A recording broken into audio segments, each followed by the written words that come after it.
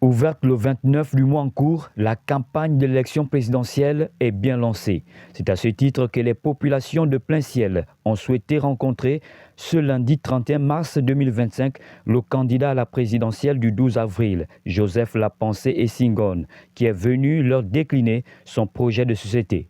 Je suis venu les rencontrer dans ce cadre de ma campagne de proximité, leur délivrer le message d'espoir qu'ils méritent. C'est-à-dire qu'avec moi, Joseph Lapensée Essingone, président, nous allons remettre le pays sur les rails.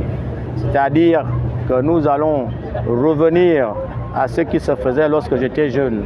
C'est-à-dire qu'on ne paye pas l'école, leurs enfants ne paieront pas l'école. Et lorsqu'ils ont fini de faire l'école, on ne faisait pas l'école pour retomber dans le chômage. On faisait l'école parce qu'on voulait gagner sa vie, on voulait sortir du chômage.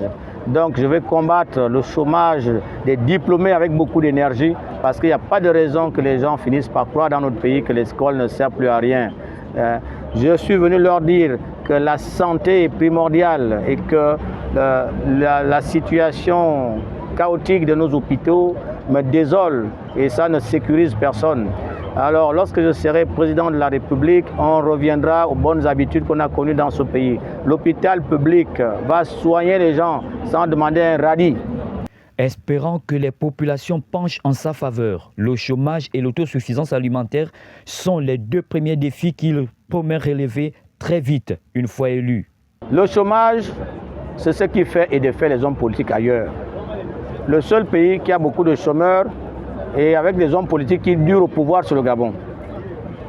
Le chômage, il y en a pour les non-diplômés. Pour les non-diplômés, qu'est-ce qu'on fait? On les forme pour qu'ils aient quelque chose à vendre sur le marché du travail. Donc, quelqu'un qui ne sait rien faire, il faut qu'il soit au moins un plombier parce que dans ce pays, les gens ont besoin de plombiers. Il faut qu'il soit un carreleur parce que dans ce pays, les gens ont besoin de carreleurs. Il faut qu'il soit un maçon. Autant de métiers qui sont dominés par les expatriés dans notre pays. Donc ça doit changer. Ceux qui sont diplômés, eux, leur chômage est encore plus dangereux parce qu'ils tuent même l'importance de l'école pour le pays. Or, si nous n'avons pas plus d'économistes, si nous n'avons plus de juristes, qui va tenir le pays? Qui va encadrer les autres? Qui va exercer le pouvoir politique? Donc, vous voyez bien que le chômage doit être pris dans sa globalité. Si je parle du chômage des diplômés, c'est parce que c'est un chômage de type nouveau. Mais ça ne nie pas le chômage classique que nous connaissons, n'est-ce pas, qui frappe les non-diplômés, n'est-ce pas? Le chômage des diplômés, c'est un chômage qui est entretenu. Parce que moi, je ne peux pas comprendre que quelqu'un qui a fait un master en anglais soit au chômage alors que le lycée d'État de Lambaréné n'a pas de professeur d'anglais. Il y a un besoin qui est là à satisfaire. Le marché du travail a besoin de lui. Mais on ferme la fonction publique volontairement. Et pendant que certains chôment avec des diplômes à la maison, ceux qui ont gelé les effectifs de la fonction publique recrutent leurs parents. Ils en font des fonctionnaires. Alors, ce genre de Gabon, je n'en veux pas. L'autosuffisance alimentaire est un problème récurrent dans notre pays. Tout le monde le constate. Pour manger, nous dépendons du Cameroun.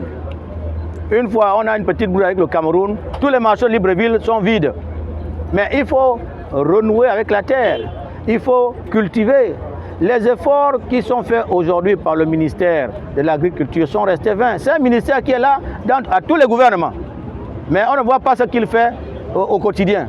L'impact de son action n'est pas ressenti par les Gabonais qui vivent toujours de l'importation, n'est-ce pas? Que ce soit au niveau sous-régional, comme que ce soit au niveau des pays plus éloignés que notre pays.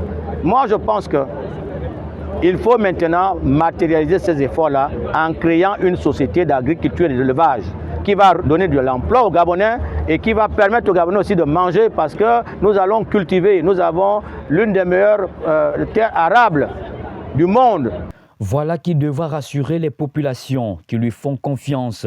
Toutefois, il rappelle à ses électeurs de se rassurer de ne pas pécher contre Dieu, le pays et soi-même ce 12 avril 2025.